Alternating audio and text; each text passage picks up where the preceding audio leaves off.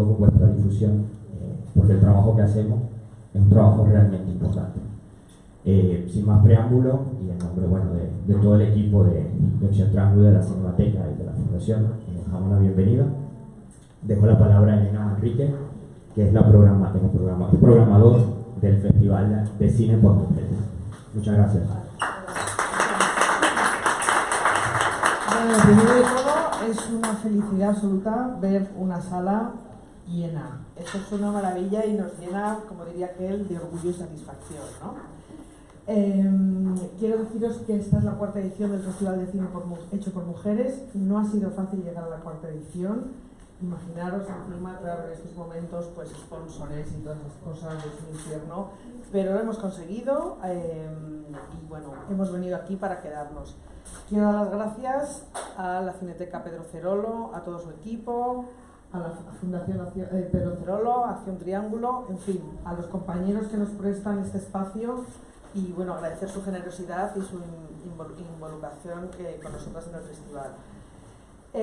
Os quería decir, vamos a ver un vídeo y luego vamos a ver un vídeo, un poco resumen de las películas que tenemos. Simplemente comentaros que hemos crecido en calidad y en cantidad. Tenemos la película ganadora de Venecia, que fue el festival. Hemos inaugurado con la película ganadora de Sundance. Tenemos la película ganadora de Cannes. Como veréis, todas películas hechas por mujeres, etcétera, etcétera. Tenemos aproximadamente 64 largometrajes, 19 sedes presenciales, aparte algunas de las películas se pueden ver en Filmin, y tenemos una televisión que es 8 Madrid TV, que es una televisión, la verdad, pues con películas de catálogo, pero hemos podido hacer una selección pues de películas de Pilar Miró y algunas autoras de los años 60, muy desconocidas y que es muy importante que pongamos su trabajo en valor. Bueno, pues sin más, deciros que esta conferencia a mí me encanta, la verdad, sobrevivirá al final. No vamos a hacer ningún spoiler, pero que sepáis que no pinta bien el tema. Quiero deciros también, bueno, para esta conferencia va a estar a cargo de Lucía Vázquez, que es investigadora y docente de comunicación audiovisual, especialista en cuestiones LGTBI+. No me he dejado nada, ¿no? ¡Ah! ¿Ves? Siempre me dejo algo. También tenemos a Marta Pérez Adroger, que es psicóloga, psicoanalista y también muchas cosas más. Y para coordinar esta mesa redonda lo hará Eva Hernández, profesora de Teoría de Texto Audiovisual en la Universidad Complutense. Deciros también, rogaros que vayáis a ver el cine en salas. Cuando estás viendo el cine en una sala hay una mística, hay algo especial que no se produce en tu casa. Está muy bien estar con la mantita y está muy bien estar en tu casita, pero daros cuenta que cuando estamos viendo películas sin pensar en estas plataformas y estamos contribuyendo a que el maldito algoritmo, que nadie sabemos cómo funciona, perpetúe todas esas cosas que nos molestan tanto, toda esa visión de las mujeres, todas esas visiones de sexualidades diferentes, etcétera, etcétera, estamos contribuyendo, pues eso, a que se perpetúen. Entonces yo os rogaría a todos que seáis activos en la búsqueda del contenido y que por supuesto que vayáis al cine. Cada vez que alguien ve una tontería en Netflix, se muere un gatito en el mundo, que sepáis. Muchas gracias a todos.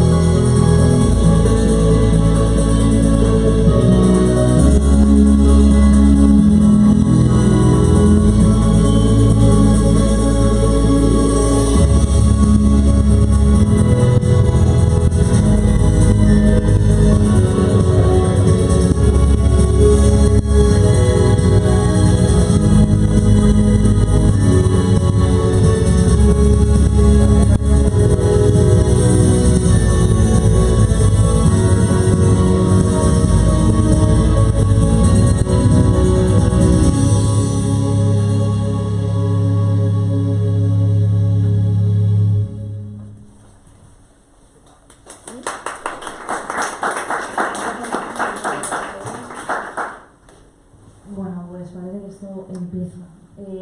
Muchas gracias a todos por venir, gracias Gerjo, gracias a la Cinemateca Pedro Cerollo, también al Festival de Cine por Mujeres y a todas las personas que hacen posible que estemos nosotras y todos hoy aquí.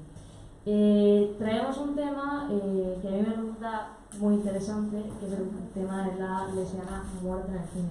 Supongo que lo habréis escuchado, y si no lo habéis escuchado como tal, como fenómeno real, lo habréis sufrido en vuestras propias carnes, seguramente. Habréis vivido innumerables muertes de vuestros personajes favoritos en el cine, en las series de televisión, todo tipo de ficciones audiovisuales. Así que vamos a intentar comprender un poco de qué va este fenómeno, ¿no? Que se viene repitiendo desde hace décadas y que, aunque parece decrecer, ¿no? Es una de las hipótesis que ahora barajaremos, puede que siga persistente en nuestro inconsciente. Traemos a dos especialistas, en este caso Lucía Rodríguez, Vázquez Rodríguez, que se dedica, como decía Elena, a la teoría feminista, queer y al análisis cinematográfico. Tiene unos estudios estupendos sobre cine LGTB. Y además, también desde una perspectiva más psicológica y desde el campo del psicoanálisis, a Marta Pérez Adroer. Vamos a ver si entre todos podemos saber si la lesbiana sobrevivirá al final o no. Hagan sus apuestas. Yo creo que, bueno, vamos a ver, ¿no? Yo os traigo un dato para el coloquio, y es que entre 1976 y 2016, según un estudio, el 31% de las lesbianas mueren al final de la película en cuestión. Y otro dato que parece más impresionante todavía es que solamente el 10% consiguen su final feliz. Entonces, hartos un poco de todo este fenómeno, ¿no? La gente se pregunta, oye, ¿por qué pasa esto, no? Yo creo que vais a tener bastantes hipótesis, al final abriremos un modo de preguntas para que podáis intervenir vosotros también. No sé si tendremos respuesta para vuestras preguntas, pero podremos ver un poco entre todos qué es lo que pasa ahí, ¿no? Y supongo que habréis visto el cartel, ¿no? Eran dos princesas Disney dándose un beso. Queríamos poner esa imagen, ¿no? Porque Disney es uno de los principales agentes socializadores que existen, ¿no? Y todos sabemos, si no lo sabemos aquí lo traigo, que las villanas y los villanos generalmente son homosexuales, encubiertos por supuesto, y esas podrían ser una de las primeras lesbianas muertas que conocemos en nuestra vida, ¿no? Podemos hacer una larga lista: Jafar, Scar, Maléfica, Úrsula. ¿Tenéis más por ahí? Gastón. No, bueno, eso teníamos que sacar de Lleida, ¿no? Para ver si sí o si no. Pero bueno, está ahí, ¿no? Eso. Entonces, el cliché de la lesbiana muerta también está de esta forma ligado al cliché de la lesbiana maligna. Entonces, vamos a ver si podemos ir tejiendo un poco ahí de qué va esto de que la lesbiana muerta además sea maligna o ya directamente ni esté representada, ¿no? ¿Cómo va eso, Lucía? Bueno, la charla se llama la lesbiana muerta, pero se podría llamar la lesbiana trágica, la lesbiana invisibilizada, o se podría llamar de muchas otras maneras, ¿no? Porque la lesbiana muerta tiene una muerte que además de ser real en muchos casos, ¿no? Pues Eva os traerá ejemplos a colación de tramas en las que de facto mueren, se suicidan, tienen accidentes. Las lesbianas de cine y de series, existe una aniquilación simbólica de la lesbiana en el audiovisual que se manifiesta de maneras diferentes, ¿no? ¿Por qué pasa esto? ¿Por qué no se nos permite? Digo, no, porque voy a hablar de mujeres vivo yo más que sobre lesbianas, ya se me incluyo y de paso me visibilizo, que yo creo que visibilizarse es una cuestión política y lo hago en mis clases y en mi vida cotidiana porque me parece necesario. Si estamos hablando de la importancia de tener referentes en el audiovisual, pues yo reivindico la importancia de tener referentes en la academia también. ¿Por qué no se nos permiten estos finales felices? Porque es necesario rechazar lo abyecto, lo que constituye la subjetividad subalterna, lo que no encaja en la norma, para construir lo que sería la sociedad propiamente dicha, ¿no? Una sociedad que funciona según las normas del cis heteropatriarcado, según las normas racistas, según las normas capacitistas o según las normas neoliberales. Entonces, si tú eres lesbiana le permites un final feliz, es como decir que está ok ser lesbiana. Y evidentemente no está ok ser lesbiana en este mundo, le pese a quien le pese. O sea, cuando se habla de los logros que hemos conseguido, me parece que es una visión un poco voluntarista a veces. Dejadme que diga esto ahora y que empiece con un tono pesimista, luego ya acabaré con referentes positivos y cosas más happy, por aquello de que, bueno, pues ya hace un día muy feo y no quiero complicarlo más. Decíamos que la lesbiana no se le permite un final feliz porque para constituir la idea de normalidad, un modelo de subjetividad sana, las lesbianas tienen que ser de alguna manera narrativamente castigadas, ¿no? Esto a veces sucede con la muerte, pero otras veces sucede de otras maneras, o con la invisibilidad, que es una aniquilación simbólica. La primera forma de aniquilación de la lesbiana es la idea de que está tarada, del ingreso en el psiquiátrico, ¿no? Pues una película como Electroshock lo demuestra, o incluso si nos vamos a las series, un ejemplo un poquito más cercano, no sé si habéis visto la temporada American Horror Story que tiene lugar en un manicomio, pues a ella la internan ahí porque es bollera, ¿no? Que todo el mundo sabe que es equivalente a ser una persona pues, con problemitas mentales. ¿Por qué pasa esto? Un dato histórico, ¿vale? Bueno, cuando durante el franquismo existía la ley de vagos y maleantes que condenaba la homosexualidad, apenas se daban condenas reales y encarcelamientos de mujeres. El lesbianismo de las mujeres se veía como algo privado, como algo íntimo, que concernía únicamente a la familia, que no era un problema, digamos, social, era un problema familiar, del ámbito privado. Entonces, bueno, pues al contrario de los hombres, que sí que sufrían palizas y eran encarcelados o asesinados, como García Lorca, a las lesbianas se las mandaba al psiquiátrico y ya estaba, o si no se las casaba, que también era una opción muy bonita. ¿Esto qué quiere decir? Que en las tramas audiovisuales, en las cebolleras, pues es raro que nos maten por ser bolleras. O sea, no nos matan por eso, no es un accidente, una bala perdida, metido por un acantilado con el coche, si entendéis la referencia, pues está ahí, ya la hemos estampado luego. La única excepción, los suicidios. Las lesbianas también se suicidan. Ahí estamos hablando de lesbofobia interiorizada, no estamos hablando de una lesbofobia, digamos, manifestada de forma externa. Yo creo que es importante, de alguna manera, el que se hable de la lesbofobia externa a estos personajes, ¿no? O sea, si en el cine vemos historias de homosexuales que reciben palizas y que son perseguidos, yo creo que estaría bien. También, si estamos hablando de estereotipos negativos, que ya discutiremos sobre si es importante que existan estos estereotipos negativos y esa parte de Marta, que se visibilice esto, porque la violencia y la discriminación que sufrimos no es únicamente, digamos, interiorizada, no es únicamente psicológica, es real, o sea, es real. Bueno, esta es la primera forma de aniquilación simbólica, la primera forma de muerte de la lesbiana es la idea de que está loca. La segunda, el regreso a la heterosexualidad.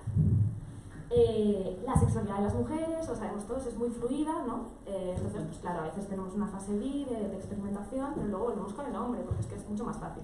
Y digo yo esto siendo yo algo de eso, con perdón. Os traigo varios ejemplos de pelis, pues...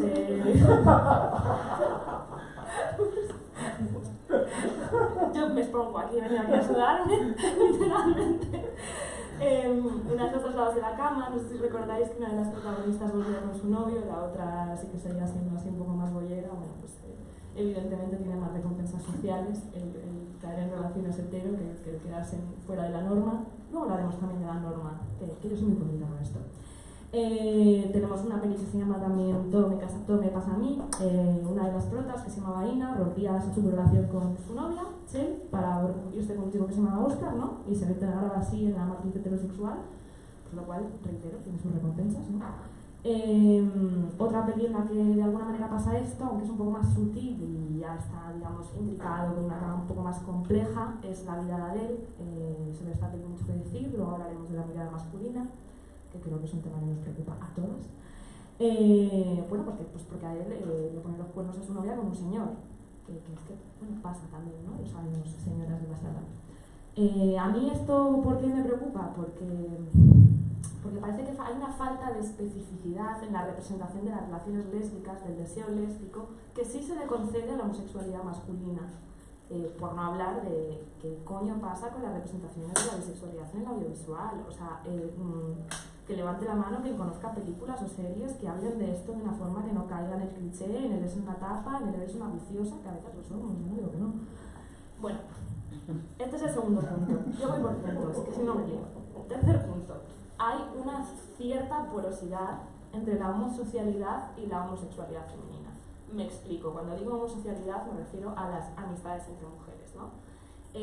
Tú en una peli ves a los chicos que se van juntos a hacer un road trip y se quieren mucho y se cuentan sus penas y dices, carajo, estos igual son maricones. Con las mujeres no, son amiguitas.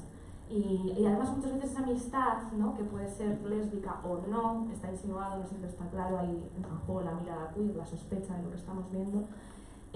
A veces esta amistad se constituye porque están hasta las narices de los hombres. Entonces, claro, se juntan entre sí porque igual las han violado, han abusado de ellas, las han maltratado. Entonces se juntan entre sí porque están más cómodas y seguras. Ejemplos, pues mira, Thelma y Louise. Ya está hablando en claro. Thelma y Louise es un ejemplo bastante claro, aunque que sean buenas o no, pues lo dejo a debate del público, ya no voy a decir nada. Y luego un ejemplo que a mí me encanta, me parece una película loquísima, que es Me siento extraña. No sé si la habéis visto. Rocío Dúrcal y Bárbara Rey. Mujeres maltratadas que se juntan entre sí para ver a los hombres que tienen un sexo lésbico muy en línea con el cine y el destape, ¿no? La película fue un taquillazo, porque cuando tú pones a dos bolleras pibores a follar, ¿no?, y además dirigidas por la mirada patriarcal, perdón que anda así, pues esto lo peta. Podríamos llamar a Chelo, ¿no?, para hacer la segunda parte. Sí, deberíamos haberlo hecho, mal pensado por nuestra parte. Y que vivan al final y todo salga bien. Sí, bueno, pues, otro tema para debate. Luego, ¿qué pasa con esto que decía de que a veces se representa el lesbianismo como una forma de amistad? Pues esto hay más presente cuando las bolleras son mayores, porque claro, ahí no son susceptibles de ser sometidas al deseo masculino, ahí no tienen cuerpos normativos, no son deseables. Entonces se dan caricitas, se dan besitos, hay afecto y ternura, porque todo el mundo sabe que las mujeres cuando tenemos sexo entre nosotras somos muy tiernas y nos acariciamos y nos besamos y no follamos de verdad. Si no lo sabías, os lo pienso yo, y entonces, bueno, pues películas que representen esto de una forma así más o menos clara. A ver, a mí la peli me gusta, pero a mi madre le gustan las mujeres, en fin, solo se ve un besito. Y El pájaro de la felicidad, de Pilar Miró, porque hay un poco a colación lo que decía antes Elena, ¿no? Hay una excepción, no súper clara, pero sí es una excepción a esta política representacional, que es una peli que se llama 80 de Gunea, por si alguien la quiere ver, ahí la dejo. Cuarta forma de aniquilación de la lesbiana en el cine, pues cómo se representa el sexo lésbico. Yo ya no sé si hablar o dejaros a vosotras criticar, vosotras, vosotres. Bueno, pues voy a retratarme a una cuestión que es económica, política e industrial, que tiene que ver con que, bueno, yo hace un par de años hice un estudio sobre las películas que se habían estrenado en España que tenían a personajes lésbicos en sus tramas y subtramas, normalmente eran tramas secundarias. Del 2000 al 2018 había 38, son bastante pocas, hay más bolleras en el mundo, creo. Y de esas 38, creo que 28, no, más, yo creo que sí, igual 30 habían sido dirigidas por hombres. Vale. Primero voy a hablar de por qué pasa esto y luego voy a hablar de qué consecuencias tiene. ¿Por qué pasa esto? Se juntan aquí tres cosas.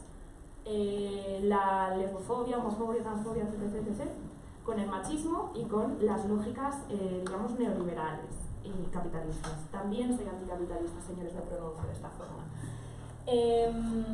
Entonces, ¿esto qué quiere decir? Bueno, que menos estamos dirigiendo también porque se nos da menos dinero. No se nos da dinero cuando vamos a una productora, como pues Telecinco Cinema, ya digo nombres, A3 Media, va una mujer con un proyecto que es suyo, con su guión, quiere dirigirlo ella, y no se fían demasiado. Esto es una realidad. Por un lado tenemos esto, por otro lado, claro, esto implica que las películas que estamos produciendo tienen menos presupuesto y que por tanto pues, son vistas por menos personas. De este listado de pelis que traía con cosas lésbicas, solo 2 habían tenido éxito en sala. Una vez La habitación en Roma, que en fin, aparte de que la dirigió un hombre, en fin, y la otra A mi madre le gustan las mujeres. Luego también pasa una cosa, que es que los hombres gay normalmente tienen más estatus de autor, digamos, que las mujeres. Pues cuando tú piensas en cine queer, en cine LGBT, piensas en Almodóvar, piensas en Xavier Dolan, pero no piensas en ninguna señora, porque la idea de la autoría está muy ligada a cierto concepto de masculinidad. Yo esto lo digo y no dejo que me lo discutáis. así de claro. Bueno, pues este es el porqué, porque no hay pelis de bolleras dirigidas por bolleras.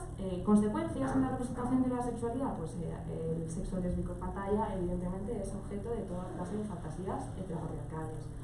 No sé si estáis al corriente de toda la polémica que hubo con la vida de Adele, de cómo se sintieron las actrices, que fueron obligadas a estar ahí pues, haciendo de todo para este señor que se llama Abdelatif Kechiche, y se sintieron muy mal, esto fue una polémica épica, por no hablar de que bueno, hubo críticas por toda la blogosfera y por la de personas de la vida real, entre las cuales me incluyo, esto de hecho fue mi primera charla, de que este sexo que estábamos viendo pues que no era muy realista, ¿no? Y que estaba rodado de una manera pensada para incitar el deseo del hombre, que correspondía a los cánones casi del cine porno lésbico, ¿no? O sea, ese cuerpo, esos primeros planos totalmente estetizados de los cuerpos de ellas, ¿no? Que son cuerpos canónicos, además, cuando hablamos del canon.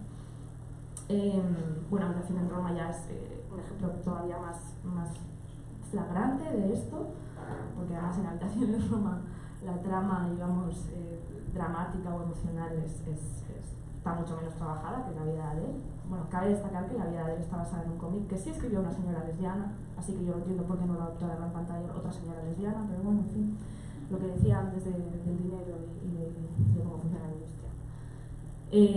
Aquí también entra en juego la idea del pensamiento heterosexual, ¿no? Incluso cuando una está fuera de la norma, cuando es bi, cuando es bollera, cuando es no binaria, cuando es trans o lo que sea, se nos representa desde esa matriz. Y aquí me vais a dejar que meta mi rajaduca sobre la homonormatividad, que este es un concepto que algunos conoceréis, otros no, pero yo la meto porque sí, porque soy muy cool. ¿Qué quiere decir la homonormatividad? Que incluso cuando no encajas, porque no eres cis hetero, se te representa de manera que imita al modelo heterosexual. Un ejemplo súper claro de todo esto es la serie Modern Family. Tú ves la relación de Mitch y Cam, ¿no? Que son dos señores blancos, bastante ricos, pues ellos se casan y adoptan un bebé, porque todo el mundo sabe que la única manera de ser queer es asemejándote al modelo hetero. Se nos hace más aceptables para el público cis hetero cuando imitamos su estilo de vida. Por suerte, en las últimas décadas se están produciendo películas de temática LGBT que se escapan un poco más de este modelo, pero normalmente son películas en las que los protagonistas son hombres gays. Hay menos ejemplos de cine queer con protagonistas mujeres. Los hay, si queréis os digo alguno, porque hay películas estupendísimas por ahí que se alejan un poco de este canon homonormativo, ¿no? Entonces, bueno, pues esto que quiere decir que el lesbianismo en la gran pantalla sigue un modelo heteropatriarcal, de amor romántico, de roles de género convencionales, de monogamia obligatoria, de familia, de reproducción. Y evidentemente que muchas mujeres bibollo quieren casarse y tener hijos, pero también las hay que no. Y también tienen que tener su espacio en el imaginario.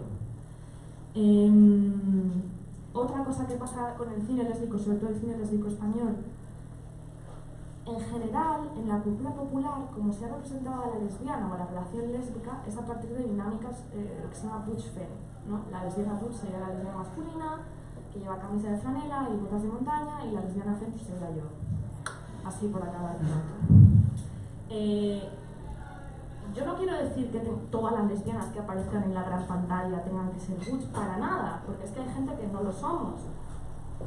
Pero a la lesbiana femme no se la ve venir. Y a veces está bien que se nos vea venir. A veces está bien tener un modelo diferente en el que encontrarnos, ¿no? También por una cuestión muy básica. Si yo meto a dos lesbianas femme, como en Habitación en Roma, por mucho que la otra lleve el pelo corto a ratos, esto no aliena al espectador masculino, ¿no? O sea, ve a dos mujeres preciosísimas haciendo el amor ahí salvajemente en la habitación de hotel y pues le gusta, se apropia de ese deseo. En cambio, cuando ve a esa lesbiana un poco más masculinizada, sí que supone una amenaza mayor para su masculinidad y para todo, para su fantasía. Y bueno, pues como hablaba de la cuestión de la mirada masculina para apropiarnos del sexo lésbico, esto también tiene un problema, que es que muchas directoras lesbianas huyen de la representación del sexo lésbico, precisamente porque tienen miedo de que el hombre se apropie de estas escenas, ¿no? Yo creo que puede haber un lenguaje visual alternativo a la hora de representar esto, ¿no? Hay directoras que lo han trabajado, por ejemplo Santa Lackerman, o por ejemplo Albertina Carri, con la película de Las hijas del fuego. Celine Sciamma a veces también lo logra, hay otras formas de hacerlo. No tenemos tampoco que huir, ¿no? O sea, quiero decir, follamos, porque no va a haber escenas sexuales en el cine lésico. Y bueno, pues la última forma de aniquilación simbólica de la lesbiana es la idea de la lesbiana como un sujeto oscuro, ¿no? Se nos integra en tramas criminales muchas veces, ¿no? Pues un ejemplo de esta dinámica sería El niño pez, no sé si la habéis visto, de Lucía Puenzo, en la que una chica de clase media alta argentina se enamora de su mucama paraguaya, que es abusada por su padre, por el padre de la pica, no de la paraguaya, y entonces ella se carga al padre, meten a la paraguaya en una especie de reformatorio, la rescata con una escena de tiroteo y se la aspiran a Paraguay a tener su utopía queer.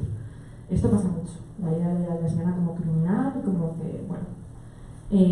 Y luego también pasa mucho la idea de la huida del contexto social en el que viven estas mujeres como única forma de, digamos, experimentar su sexualidad y su identidad de una forma libre y satisfactoria, ¿no? Pues en El niño pez se van a Paraguay, Carmen y Lola se tienen que ir de su comunidad gitana, igual tampoco sería realista que se quedaran, no lo sé, esto lo podemos discutir. Pues Thelma y Luis, dentro de que no son bolleras abiertamente, pues también pasa un poco esto. Entonces, bueno, pues al final cuando estás creando este tipo de tramas en las que la huida y el crimen son la única opción para ser lesbiana, porque no te queda otra, porque tu sociedad no te lo permite, estás construyendo el lesbianismo como un problema. Y ahora creo que le voy a ceder la palabra a Marta para que hable de esto. Antes de la palabra, vamos.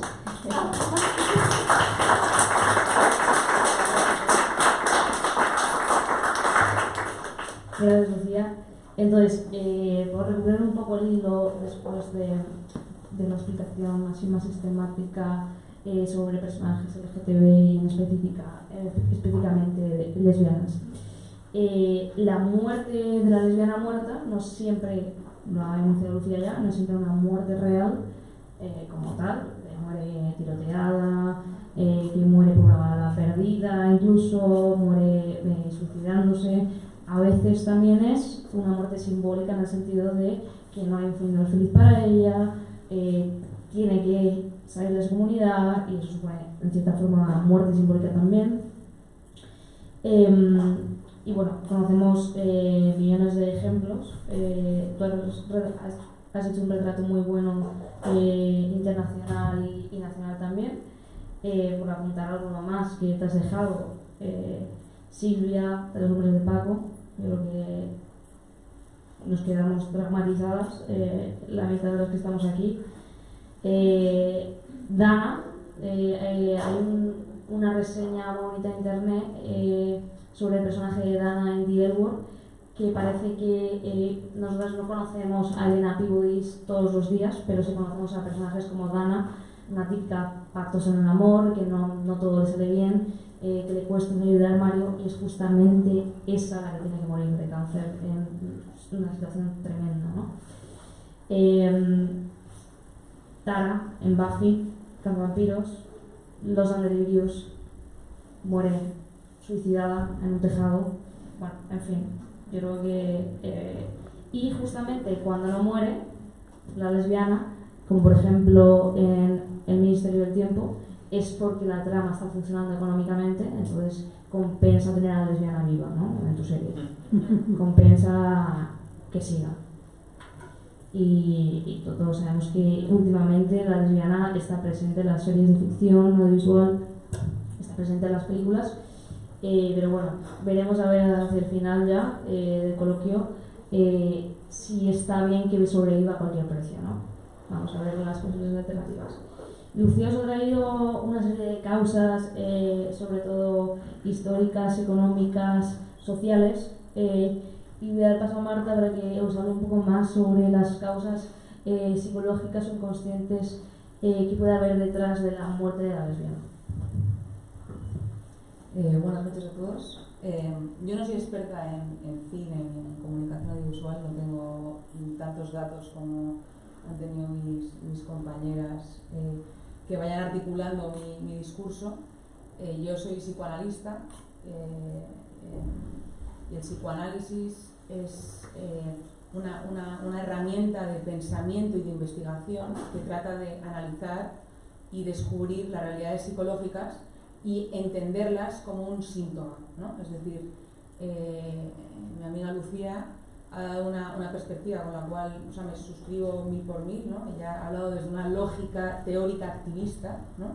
Y la lógica teórica activista, por definición, busca denunciar cuestiones sociales para intentar provocar un cambio en las sociedades, ¿no? El psicoanálisis no está articulado de esta forma, está articulado en, de alguna manera, analizar los fenómenos e intentar entender por qué, ¿no? ¿Por qué pasa esto, ¿no? O sea, ¿por qué ocurre estas muertes trágicas o simbólicas de las lesbianas en la ficción audiovisual? Seguramente yo no me alargo en lo absoluto en el discurso porque no tengo tantos ejemplos, tengo muchísimos datos clínicos porque me dedico al campo clínico sobre todo, pero podría hablar como de 6 puntos, los voy a intentar resumir mucho para no alargarme y para que podamos luego pensar juntos sobre ello, ¿no?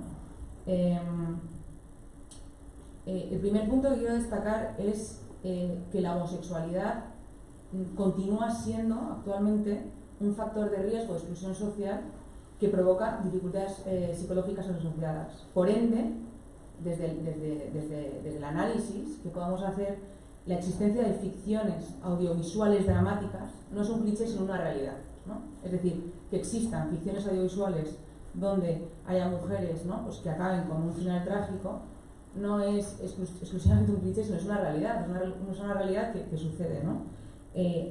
Al respecto, o sea, yo tengo aquí bastantes citas o datos que he podido ir recogiendo, ¿no? Por ejemplo, un dato de un estudio que hizo Ratus en el 2005, que está claro que las personas homosexuales se enfrentan al estrés provocado por la opresión social y el rechazo, y el grado de aceptación está relacionado con el conflicto sobre su orientación sexual, o que el colectivo, según la teoría del estrés de minorías, tiene una mayor prevalencia de trastornos mentales causados por los estresores sociales que sufren debido al estigma y al prejuicio, ¿no? Esta podría ser una primera, ¿no? una primera razón, ¿no? O una primera causa psicológica porque existan este tipo de ficciones audiovisuales. Otra segunda causa puede ser que para muchas personas la aceptación de su propia homosexualidad, por lo que estamos ahora mismo hablando, ¿no? En este caso homosexualidad femenina, es todavía para muchas mujeres un proceso difícil de asumir, con lo que puede implicar esto también a nivel de salida del armario. Por ende, la existencia de ficciones audiovisuales donde aparecen mujeres conflictuadas con su propia homosexualidad también refleja una realidad, ¿no?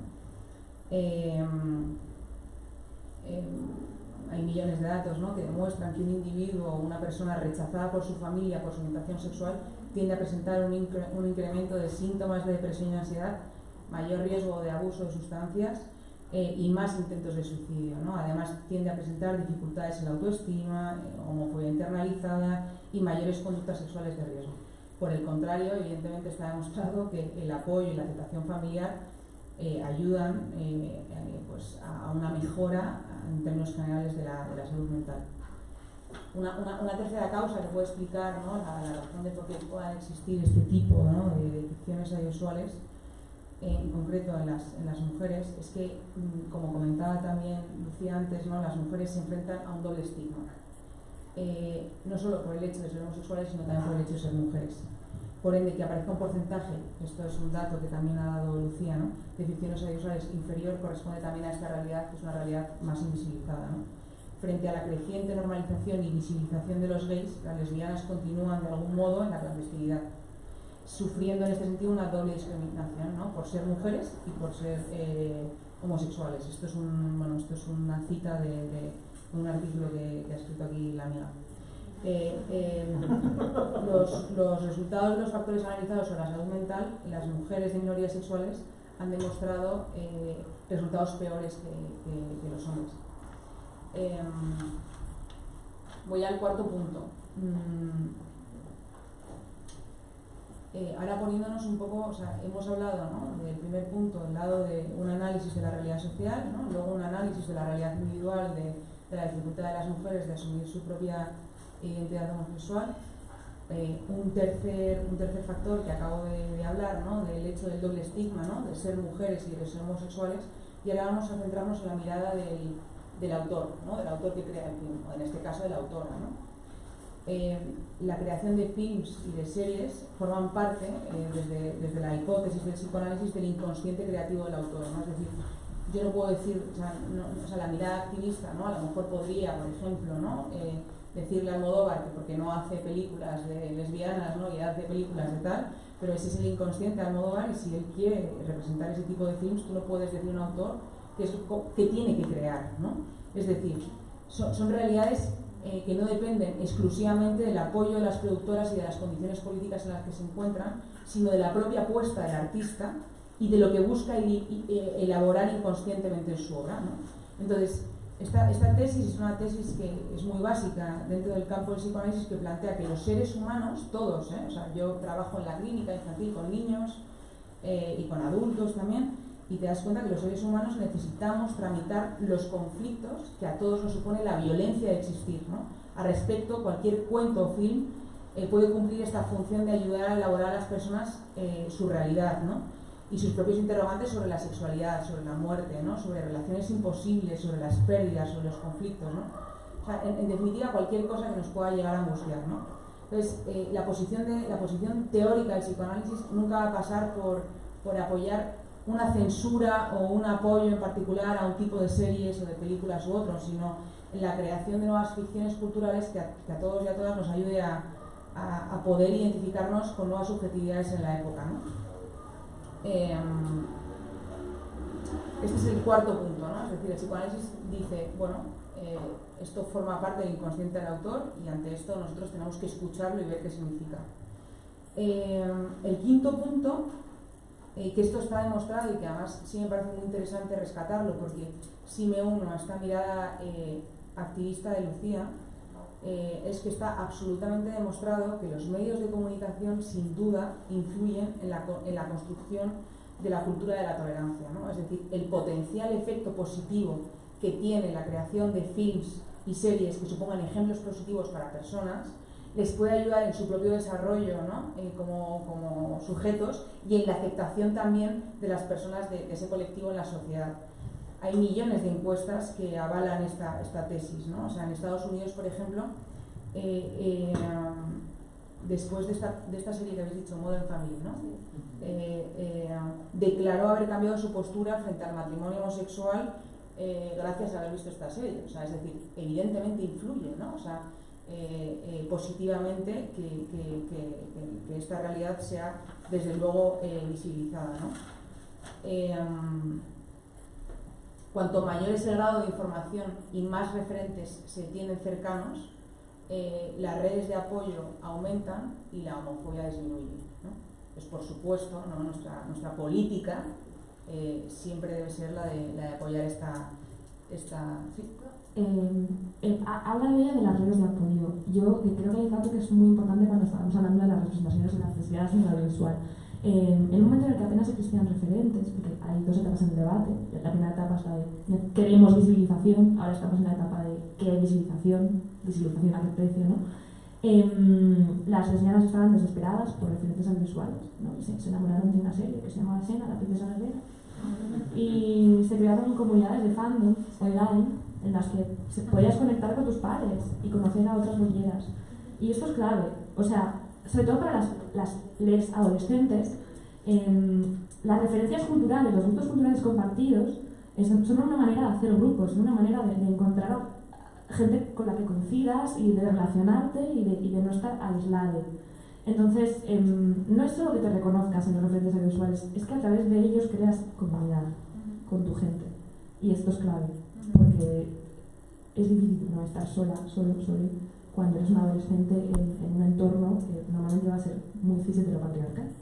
O sea, en la escuela no se habla de esto, no se habla de esto hace poco, en la familia, bueno, en fin. Yo no sé qué familias tenéis vosotros, pero en la mía no. Así que a veces la cultura popular es la única manera que tenemos de escapar y de conectar entre nosotros. Entonces esto es clave. Y ahí no hay más postura que la activista. Desde luego. No, por eso, justamente. Yo que hablo desde el psicoanálisis, desde luego he puesto el acento en este tema de esta política de apoyo. O sea, tengo varios testimonios apuntados aquí, ¿no? O sea, cuenta Pedro que los gays prácticamente, pues pone tal cual, ¿no? Los gays prácticamente no tenemos ejemplos que seguir. Los heterosexuales cuentan con los testimonios de sus padres y abuelos, personas que se parecen a ellos, cuyas vivencias a su vez se parecen a las que ellos se enfrentan. Nosotros no tenemos eso. Efectivamente, salvo en excepciones, como en la antigua Grecia o en el Imperio Romano, históricamente ser homosexual ha estado perseguido. Por lo tanto, con frecuencia, las sociedades no dejaban constancia de las experiencias de sus miembros gays y de hecho las escondían y las eliminaban, ¿no? Y estos son testimonios directos, ¿no? El último punto, digo ya para luego pasar, ¿no?, el debate al público, tiene que ver también con algo que me parece muy, muy importante rescatar, también desde una posición psicoanalítica, ¿no? Y es que hemos dicho, ¿no?, que el hecho de que existan este tipo de ficciones audiovisuales, ¿no?, desde el psicoanálisis diríamos que son realidades a estudiar, no realidades a perseguir, sino realidades a interrogar y a acompañar. También es importante apuntar que el hecho de que existan no supone que las personas que lo vean, o sea, igual que buenas ficciones audiovisuales, bueno, buenas, no quiero hablar en términos morales, ¿no?, pero otro tipo de ejemplos de audiovisual pueden ayudar a las personas a sentirse apoyadas o a sentirse identificadas. El hecho de que existan también ficciones audiovisuales dramáticas, como también existen en el campo de la heterosexualidad, no significa que las personas tengamos un efecto automático, ¿no?, entre ver este tipo de estructuras narrativas, ¿no?, y la asunción de roles y realización efectiva de estas actitudes, ¿no? Es decir, los seres humanos no copiamos de forma automática la realidad que vemos. Leer, por ejemplo, Caperucita no te convierte en un lobo feroz, ¿no?, como tampoco ver una ficción violenta te convierte en un psicópata, ¿no?, o ver un final dramático de una de estas películas tampoco te convierte en que tu vida vaya a estar destinada a lo fatal, ¿no? Sobre todo porque para el psicoanálisis diría, ¿no?, que presuponer el significado inconsciente que tiene para cada persona una historia es una posición moralizante y dogmática, ¿no? O sea, el significado más profundo de los cuentos y de las narrativas es absolutamente singular. O sea, a mí cuando me viene un paciente en consulta, yo no interpreto porque este paciente se identifica con esto o lo otro. Yo escucho, intento entender por qué se ha identificado con ello y le ayudo a resolver su trama, porque con independencia del género, orientación sexual o estructura psíquica o subjetiva que tengamos cada persona, todos, ¿no?, como he señalado antes, tenemos dificultades, ¿no?, a la hora de enfrentar la vida y son sufrimientos que nos acompañan con independencia de nuestra condición. Y esto es importante porque si no podemos caer un poco en un victimismo, ¿no?, activista que nos ciegue y nos desuna como personas dentro de una comunidad que yo creo que es fundamental, ¿no? O sea, como perseguir esa unión y no estar señalándonos, ¿no?, como desde un victimismo pesimista. Me gusta tener esta postura abierta, ¿no? Me gusta entender así al ser humano, ¿no? O sea, como una posibilidad de que pueda cambiar su realidad, ¿no?, y de que pueda ir a mejor. Y bueno, y yo creo que ya está.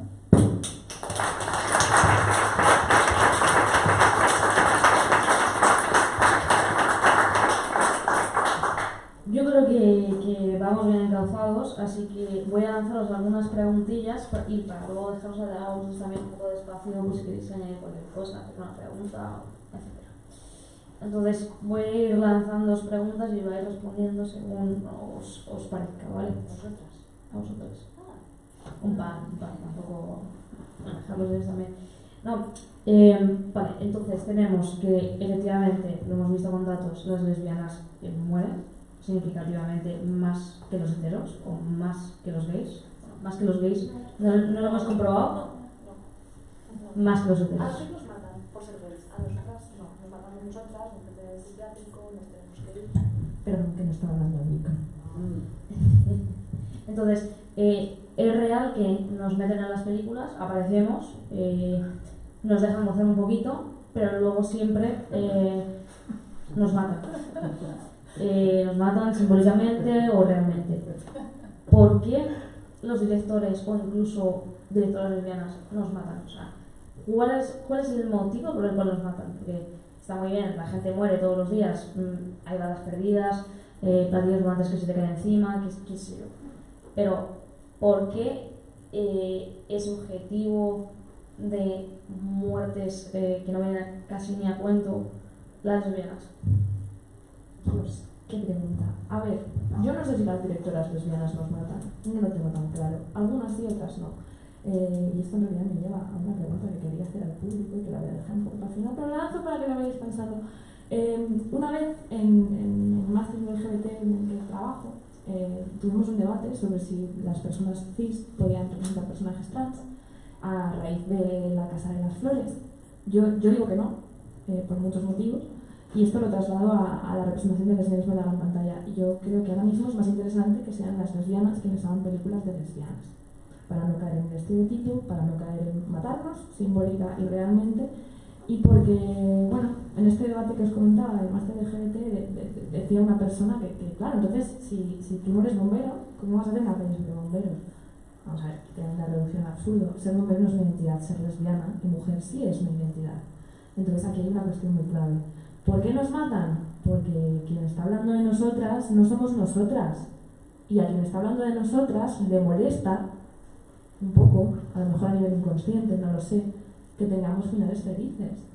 O sea, en una sociedad como la nuestra, porque me vais a perdonar, pero yo creo que hay una guerra en marcha ahora mismo y la estamos perdiendo por muchos sitios. La estamos perdiendo en el momento en el que está pasando en Hungría lo que está pasando, en el momento en el que Bolsonaro llega al poder, en el momento en el que Trump llega al poder, la estamos perdiendo, en el momento en el que Vox tiene los escaños que tiene. Hay una guerra en marcha que persigue nuestra aniquilación real, simbólica, a todos los lados. Entonces, bueno, sí, es un paso hacer películas de lesbianas, pero ya estamos en otro momento del debate. Ahora ya nos merecemos referentes positivos. O sea, cuando tú eres un adolescente, quieres ver finales felices para ti, porque en tu entorno no los estás viendo, porque en tu entorno a lo mejor no se te posibilita tener ese final feliz. Sí, hombre, en el Madrid del 2021, pues puede ser que sí, pero a lo mejor estás en Jaén, en un pueblo, y tu familia es católica. Si tú no tienes ese final feliz en la gran pantalla, o en Netflix, porque en realidad la gente es utilizador de adolescentes ahora, no es el cine, son las series, pues esto yo creo que tiene consecuencias. No te vas a matar tú, quiero decir, lo que decía Marta es evidente, no somos monos de imitación, pero sí que te embarga una cierta sensación de desesperanza a veces.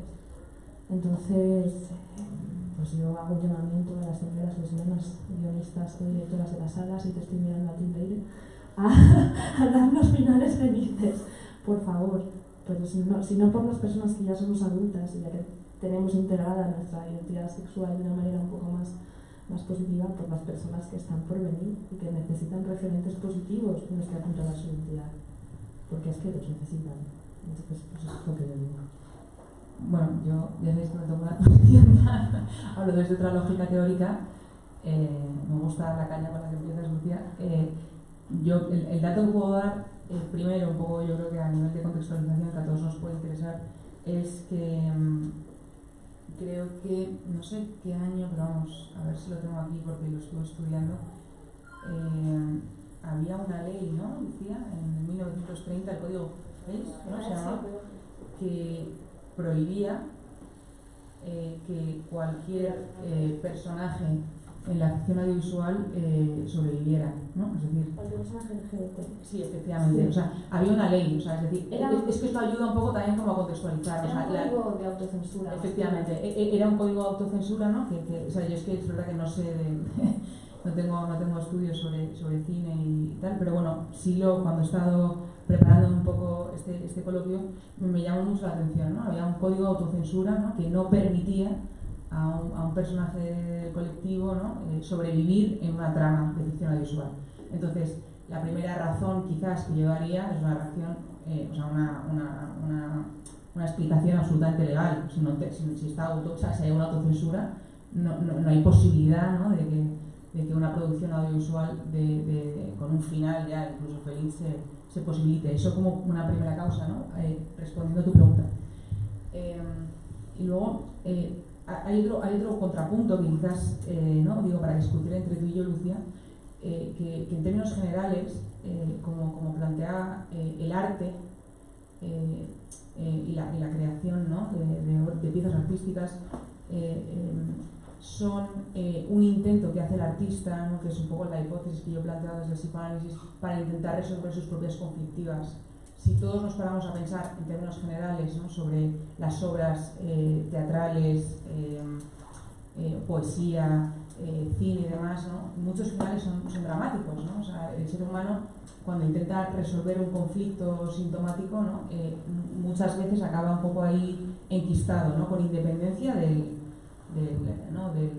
género de la película. Entonces, o sea, hay algo de lo dramático, hay algo del conflicto, ¿no? Inherente en el ser humano y lo que implica la violencia existir, que a todos nos perturba. Entonces, en términos generales, con independencia del dato que ha dado Lucía, desde luego, hay algo que atrae, ¿no?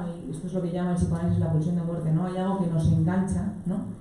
a esto de lo dramático, y que de alguna manera también gozamos de ello, ¿no? O sea, de lo imposible, de lo que no se puede, de lo que no tiene un buen final, ¿no? De lo que no marcha, ¿no? De lo que no va.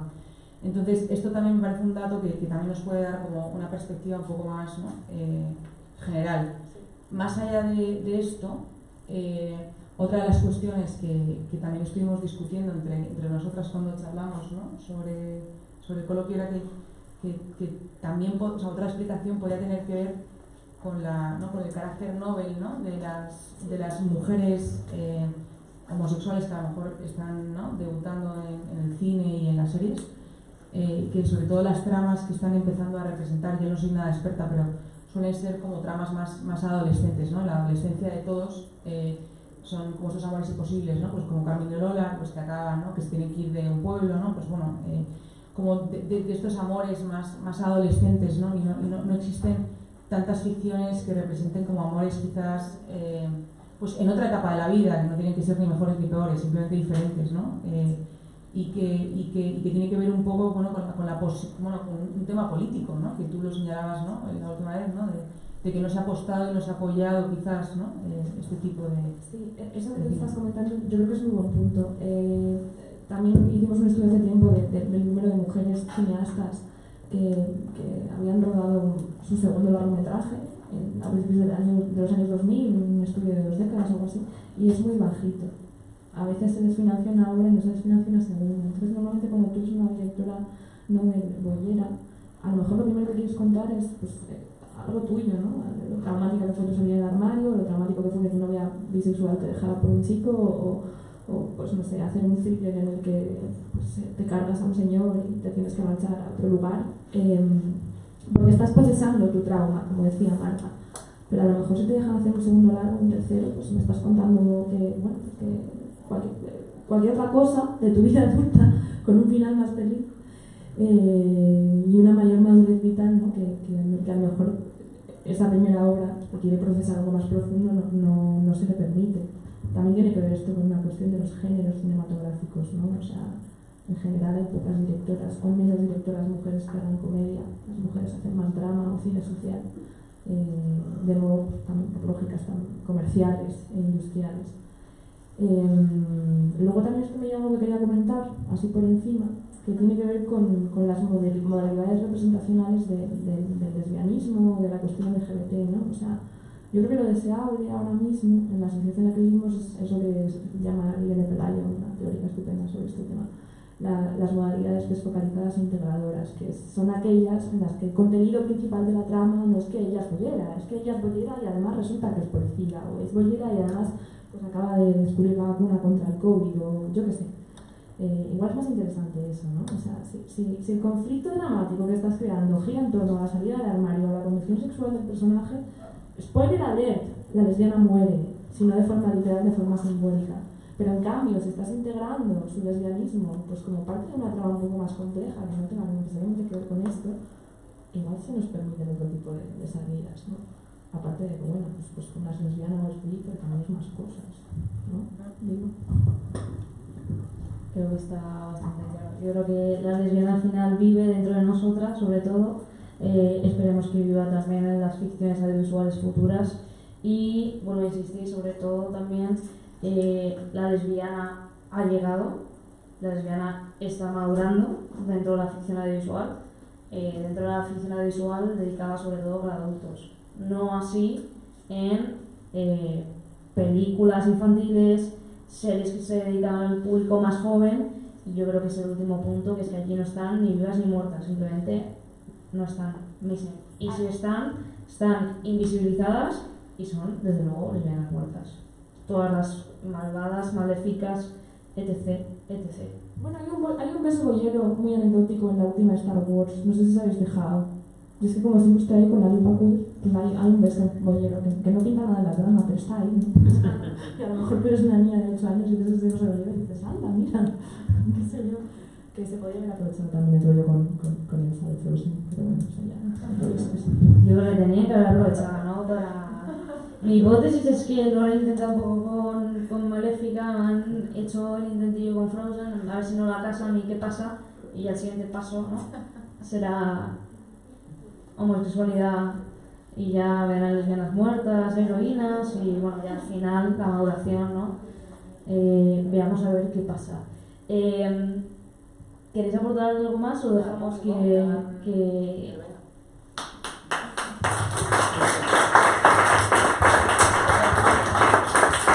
Pues yo ya os dejo la palabra, pues si tenéis algo que apuntar, preguntar.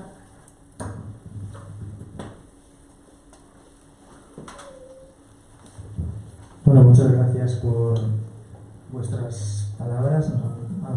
Me he perdido muchas cosas y me ha gustado mucho escucharos. Y quería apuntar un par de cositas.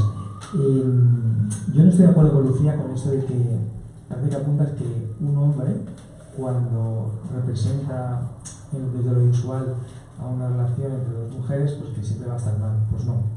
Yo tengo un ejemplo porque en el Lesbian Nacional, que estuve 24 años en mi equipo de programación, habré pasado, no sé, en torno de 800 o 1000 películas por año, multiplica.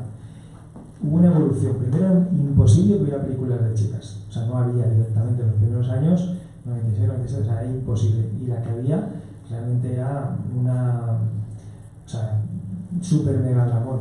Y siempre en torno, las realidades eran siempre en torno a esa vida afectiva traumatizada, ¿no? No había nada más allá. Luego, cuando empezó el tema de lo digital, empezó a haber más historias de chicas. No había nunca comedias, y luego ya empezaron a haber comedias, ¿no? O sea que poquito a poco yo creo que había una evolución. Pero bueno, que me enrollo. Lo que quería decirte es que yo también pensaba que las películas de chicas tenían que estar hechas por chicas, porque estaban como mejor representadas, no sé qué. Y yo hice un año con el equipo de programación una prueba que les dábamos las películas, no dándoles el link para que lo vieran, sino viéndolas en una sala de como esta, y entonces no veían si era hecha la película por un hombre o por una mujer. No acertaban nunca. O sea, la mayoría de veces se equivocaban. Sí que es verdad que a veces nos fijamos en ejemplo, pues mira, es que este tipo ha rodado las tías, que no sé qué. Pues sí, lo ha hecho mal, pero mucho cine que se hace cine independiente lo hacen hombres y las mujeres están súper bien representadas y los papeles muy bien construidos. Entonces, creo que tenemos que ser un poquito más como abiertos, flexibles, y no tan irnos al gueto, ¿no? Tienes toda la razón. O sea, en realidad he simplificado mucho mi lógica argumental porque me gusta muchísimo hacer afirmaciones contundentes a pesar de ser gallega y que se supone que tengo que decir depende. No, tienes toda la razón. Quiero decir, los grandes cineastas de la mujer han sido hombres. Pues ya Sofía Ozu, Apichatón, es un gran cineasta, no sé decir, digo Apichatón acabo antes. O incluso Almodóvar, son grandes cineastas de la mujer. Pero yo creo que hay un punto en el que es una posición política el reclamar que las películas de lesbianas las dirijan lesbianas y las escriban lesbianas. Yo creo que la reivindicación pasa porque hay más cine hecho por mujeres. Sí, claro. Porque estamos apoyando este festival, porque la verdad es que mujeres directoras hay poquísimas, claro, mujeres productoras hay poquísimas. Siempre están de ayudante de dirección, que en el fondo son las que hacen las películas, ¿sabes? Las que llevan todo, pero no son las que figuran. Pero por eso es importante un festival de cine como este, en el que pone en valor el talento de las mujeres. Y creo que lo que hay que reivindicarlo es desde ahí. No que las mujeres, las películas lesbianas tengan que hacer las mujeres lesbianas. No, pues oye, también lo mismo, también nos pasa muchas veces. No es que en una película de gays la tiene que hacer un gay. ¿Por qué? Yo no estoy de acuerdo con eso de los papeles. Sí que es verdad que el tema de las trans, ahí, por ejemplo, hace poco una película que se llama Lola, el doblaje no lo hizo una mujer trans, una película francesa, franco-belga, y la protagonista cuando vio quién la había doblado, pero es que el doblaje era malo, o sea, no es que quien dobló no fuera una mujer trans, es que lo hizo fatal, ¿sabes? Lo hizo un hombre con una voz fatal, ¿sabes? Entonces yo creo que hay que buscar es la calidad de la actuación, la calidad de la representación, la calidad de los guiones, la calidad de las historias, pero ¿quién lo ruede? Que sea un buen profesional o quién lo actúe, ¿sabes? Es que se ha visto tremendo melón, porque con la cuestión trans, quiero decir, estamos viviendo un momento histórico muy concreto ahora mismo en España, en el que hay un discurso TERF que dice que las mujeres trans son hombres disfrazados. Entonces, si tú coges a un actor para interpretar a una mujer trans, a un actor cis, creo que es un poco peligroso por el contexto político que tenemos ahora mismo. Creo que es, bueno, quizás ahí la postura es más clara que en lo de la directora Bollera, que yo mantengo por política mía. Pero vamos, que podemos no estar de acuerdo todo bien. Por política de Bueno, me gustaría preguntaros qué películas, porque claro, siempre tenemos, cada uno de nosotros siempre tenemos que estar sobre alguna película como que nos ayudó, como que nos encantó, como que nos dijo, ay, yo ya con esta salgo del armario. No sé, si vosotros tenéis alguna película así icónica que os haya gustado positivamente y que has visto, os habéis sentido bien, si no identificadas, pero con los que habéis dicho, ojo, qué película, qué molona, yo ya soy lesbiana y salgo del armario. Yo, mi respuesta es que siempre he gozado mucho del drama, entonces no sería un buen referente, no hay niños, pero bueno. Yo creo que The L-Word supuso, también por la propiedad, ¿no? Por mi propiedad, supuso como un antes y un después, pero es verdad que aquí se hacían cosas donde hay lesbianas, pero lesbianas sueltas. The L-Word es como un paso adelante de retratar el mundo de la homosexualidad, incluso traer a la cuestión trans lesbiana también, sumando todo eso. Y creo que lo hicieron muy bien en su momento. Bueno, una lesbiana al final, por supuesto. Quién la mató no sabemos todavía, pero bueno. Carmen y Lola, por ejemplo, mi yo adolescente goza muchísimo al ver esa película, ¿no? Es como la realización de una fantasía adolescente totalmente buena, y creo que responde muy bien a eso que decía Lucía de vamos a dejar hacer a las directoras según las partes, según las películas, porque creo que la película que está haciendo ahora Arantxa no tiene nada que ver con cuestión homosexual ni nada de eso, pero me parece una excelente oportunidad para demostrar, ¿no?, el potencial que hay también en esas historias más naif, más adolescentes, y bueno, yo creo que también en la libertad creativa, o sea, no tiene que haber, para mí, no tiene que haber trampas para los autores, o sea, cada cual que cuente lo que le apetezca. Es el público, como decía antes Elena, el que va a dar la razón o no a los autores. Y con esta cuestión de las plataformas y tal, todo queda mucho más abierto, ¿no? Yo pienso que también es mucho más democrático. Lucía también ha estado haciendo estudios sobre la recepción de sex education en países donde la homosexualidad está profundamente penada, y eso también abre puertas a gente que ni siquiera puede ir a ver al cine una determinada película. Entonces, pues bueno, no sé.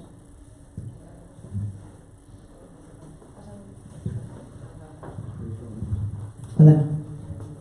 Yo quería hacerte una pequeña a ti, no me estás mirando, pero no sé cómo te llamas. A ti. Hola. Preguntabas, o afirmabas, oye, ¿qué problema hay en que los hombres hagan películas sobre... O intentabas como contradecir a Lucía, ¿no? Me parece muy tajante decir que los hombres no pueden hacer películas sobre mujeres y más específicamente sobre lesbianas. Pues resulta que yo estuve en esta clase de debate hace poco y estuve meditando una respuesta y te la quería aprovechar para decírtela. Porque yo soy trans y ya he estado en ese debate de, pero ¿por qué no puede una persona no trans representar un papel trans? Y yo creo que estamos muy en riesgo de caer en esa falacia de pensar que todavía, de que ya la paridad absoluta se ha conseguido. A lo mejor si estuviéramos en los años 20, o sea, los años 20 cuando los blancos eran los que representaban a los negros, y alguien decía en ese entonces, pero ¿qué problema hay con que un blanco represente a un negro si lo está haciendo bien, ¿sabes? No está siendo irrespetuoso. Hombre, si hoy en día un blanco representara a un negro, yo creo que sería conflictivo. Creo que sería bastante conflictivo. Entonces, ¿por qué los hombres no pueden hacer películas de mujeres? Hombre, claro que pueden, nadie está diciendo que no, y nadie está diciendo ni poniendo en duda la calidad, la buena intención, la ideología, absolutamente nada. Pero no caigamos en la falacia de pensar de que todavía no hay que hacer un poquito más por la paridad y el reparto equitativo entre los directores hombres y la visión masculina y las directoras mujeres y la visión femenina de sus propias problemáticas. Yo creo que ahí está la respuesta un poco, no sé cómo lo ves. Esto es lo que justamente, o sea, de esto trata el coloquio, si te das cuenta, ¿no? O sea, me parece que hemos estado fundamentando dos lógicas teóricas, una es la activista, ¿no? Y otra es la visión más psicoanalítica, por decirlo así, o psicológica, ¿no? Yo creo que no se chocan, simplemente se acompañan, ¿no? Pero son dos lógicas teóricas distintas. O sea, yo creo que desde donde habla Ojerjo es que el inconsciente del autor tú no lo puedes cuestionar, ¿no? O sea, porque la obra de arte, ¿no? Es como si tú llegaras y pues, le dijeras a Almodóvar que qué hace haciendo eso, o a Dalí que porque pinta así, o a que no sé quién porque escribe esto y quiere representarlo con tal personaje, ¿no? O sea, eso, por decirlo de alguna manera, esos artes son como que, entre comillas, no se cuestiona, pero por supuesto debe convivir, y estoy absolutamente de acuerdo con tu punto de vista, ¿no? Que es el punto de vista de Lucía. O sea, si os dais cuenta, su punto de vista es una lógica teórica absolutamente activista, entonces siempre es reivindicativa, y debe serlo, porque por supuesto tenemos que cambiar a nivel social, ¿no? Si no, no estaríamos donde estamos ahora. Pero creo que son dos caras de la misma moneda, o dos partes que se acompañan, ¿no? Y que deben convivir. Esto es mi aporte. Es que de todos modos, un dato, porque por contestar a Jerjo, que, o sea, entiendo lo que dices y en parte estoy de acuerdo. Hablabas de cineastas independientes que representan el lesbianismo de una forma, digamos, plural, interesante y no estereotipada y que no cae en la mirada masculina. Claro, son cineastas independientes. O sea, no son Julio Medel, ¿sabes? Entonces, no son que chiche tampoco. ¿Y qué pelis se ven en salas? ¿Se ven las de los cineastas independientes al margen del lesgay o de este contexto? ¿O se ve la vida de él, ¿no? Entonces, cuando estamos hablando de la construcción de imaginarios no la llevan a cabo los cineastas independientes, la llevan a cabo los señores con pasta, de Hollywood, de Telecinco Cinema, de A3 Media, Netflix también, gracias a Dios por Netflix. Sorry por contradecir a Brenda antes, pero gracias a Dios como posadolescente LGBT nos viene muy bien. Entonces, pues claro, ahí pues, neoliberalismo, ya está, por criticar. Neoliberalismo mal, no me gusta. Neoliberalismo es hetero, ¿no? El neoliberalismo es hetero.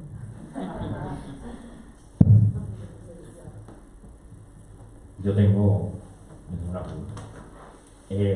Cuando hablábamos de lo de la visibilidad, sobre todo en el caso de las lesbianas en la tele, es cierto que fue tardía, con relación, por ejemplo, a la visibilidad del hombre gay. Recuerdo, bueno, la mitad de la sala no sabrá qué serie estoy hablando, pero Dawson's Creek, cuando hablaban de esa serie de los años 90, dio un giro cuando el personaje, el hermano de Katie Holmes en la película, en la serie, se revela homosexual. Y eso me marcó. O sea, yo tenía en ese momento 19 años, así que me marcó. Y básicamente tardé mucho más tiempo en ver personajes de mujeres lesbianas que asumieran un rol, y por ejemplo, ahora que mencionas, está Ratchet con Paulson, la actriz Sarah Paulson, que es una actriz que reivindica su homosexualidad, su lesbianismo, y siempre en eso me lleva a un debate que tuve parte.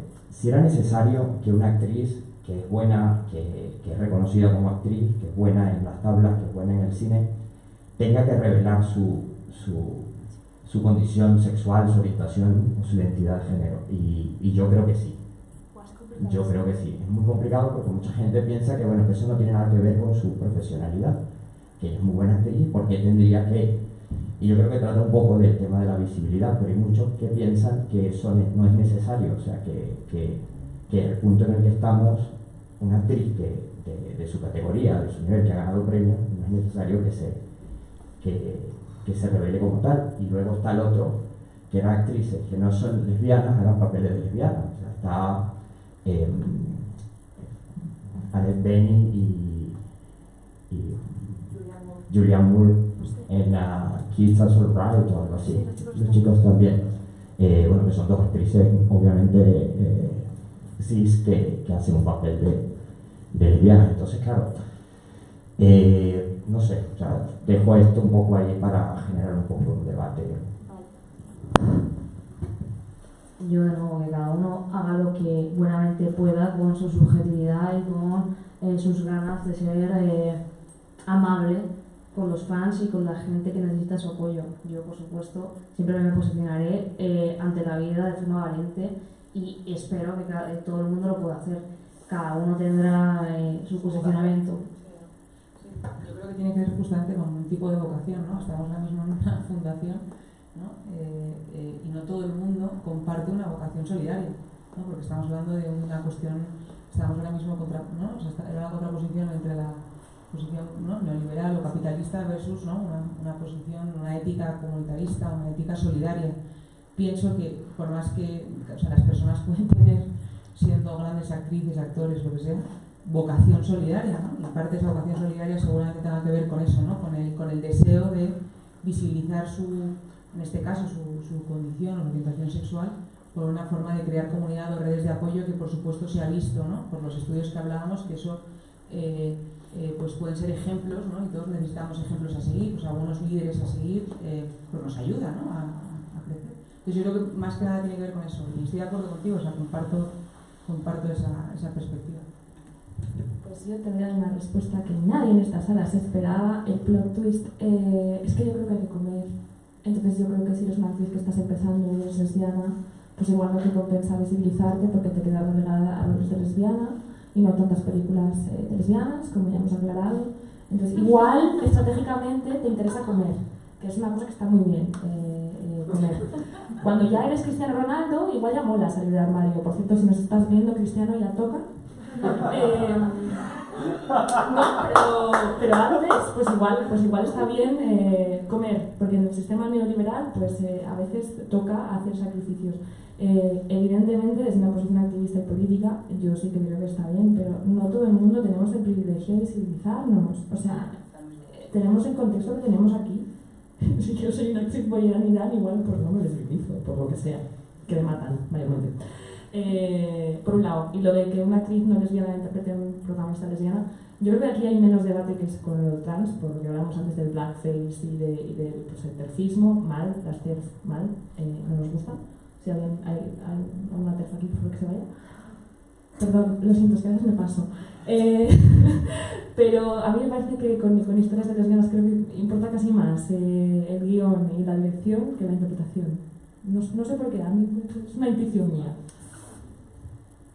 No, pero yo sí creo que lo que faltan. Yo creo que lo que apuntáis pero es muy importante tener referentes, tener modelos. Sí. Entonces, por ejemplo, y ahí, o sea, en general, los gays, pues ya, bueno, estamos saliendo más o menos del armario, ¿no? Pues ya hay, vamos, deportistas gays, pues que hay poquísimos. El Víctor está buenísimo, que hay pocos más. ¿Compañero de clase? O sea, pero bueno, afortunadamente ya más o menos hemos ido saliendo del armario. Las chicas, pues también están saliendo ahora, tal, no sé qué. Pero, por ejemplo, personas VIH positivas. ¿Conocéis algún actor, que yo conozco varios, porque además le da el diagnóstico, que son positivos y, joder, pasa ya un montón de años y no salen del armario del VIH? O sea, el VIH está muy estigmatizado, pues como la está estigmatizado amar a otra mujer o otras cosas, porque tú no tienes a alguien conocido que te diga que tiene eso, ¿sabes? O que siente eso. Entonces, siempre el tema es, yo no estoy a favor del outing, o sea, de sacar a alguien de... No, porque no respetas su libertad, pero, por ejemplo, siempre la excusa es, no, es que esto es mi vida íntima y privada. Pero si tiene 100.000 seguidores, que sabemos lo que come, lo que desayuna, con quién te acuestas, o sea, publican todo, o sea, es una pornografía de su vida porque publican todo lo que hacen. Y un aspecto importante de su vida, que a lo mejor que soy VIH positivo o que amo a una mujer, no lo puedo poner. Pero si sabemos todo de ti, sabemos dónde viajas, con quién estás, con qué haces. O sea, lo de la intimidad no sirve. O sea, alguien que sea discreto, vale, pero es un personaje público, no tienes intimidad. ¿Qué me importa que hayas comido en tal restaurante o que te hayas ido a tal playa? Lo que quiero saber es a quién estás amando o una condición importante de tu vida, ¿no? Entonces, el dilema siempre lo tenemos. No entiendo por qué hay cosas que cuesta que la gente las exprese. Ese punto, o sea, me parece... yo estoy investigando ahora mismo sobre ética y y es súper bonito estudiar como en la ética del mundo antiguo, como en la ética griega, la vida privada estaba absolutamente comprometida con la vida pública, estaba absolutamente unidos, había una congruencia absoluta, ¿no? O sea, no había esa disociación entre la vida privada y pública tan grande, ¿no? En teoría, con el modernismo, esta causa se disoció, ¿no?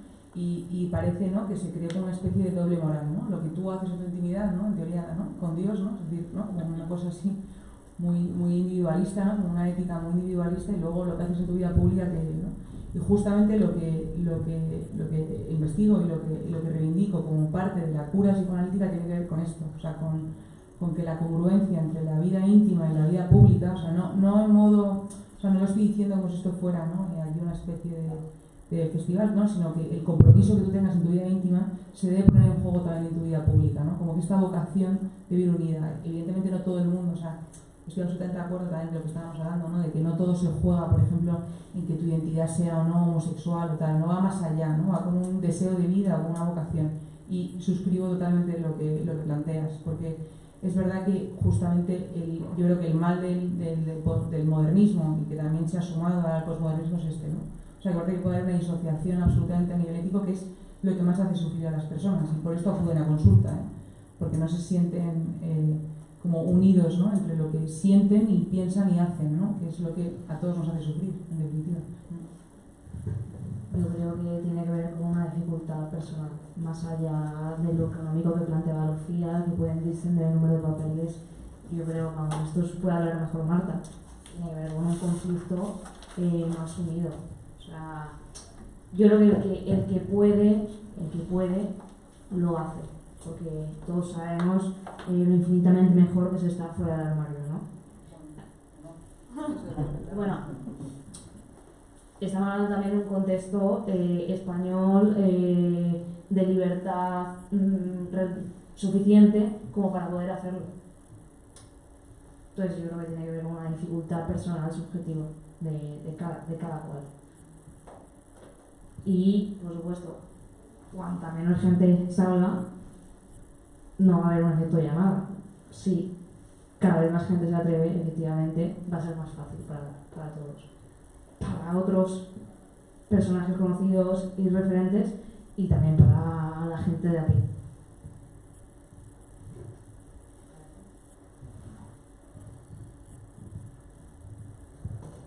Yo creo que cuando has dicho eso de que ibas a hacer un plot twist y que te gustaba comer, creía que nos ibas a mandar a todos a por una caña. Ah, sí, lo pensé, ¿eh? O sea, creo que estas cosas se debaten mejor con un café.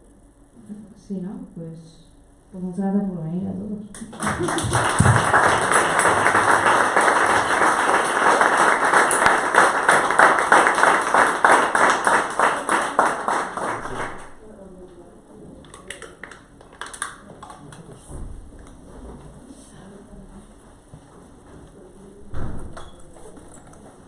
Tomamos unas fotos.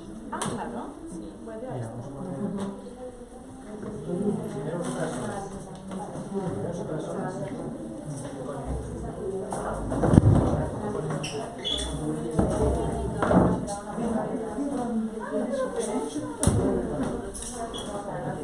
Se quedó siempre ahí, nunca pasaba. Siempre debajo de la cortina.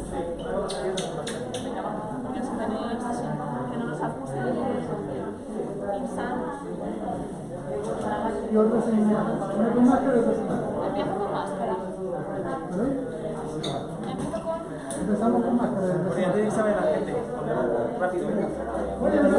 Los invitamos a que pasen para hacer una foto de grupo. Todo lo que quieran pueden ir pasando, por favor.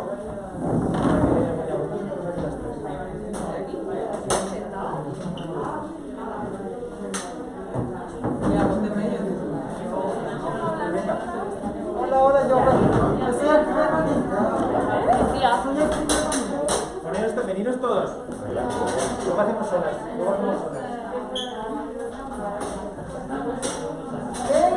Venga, venga.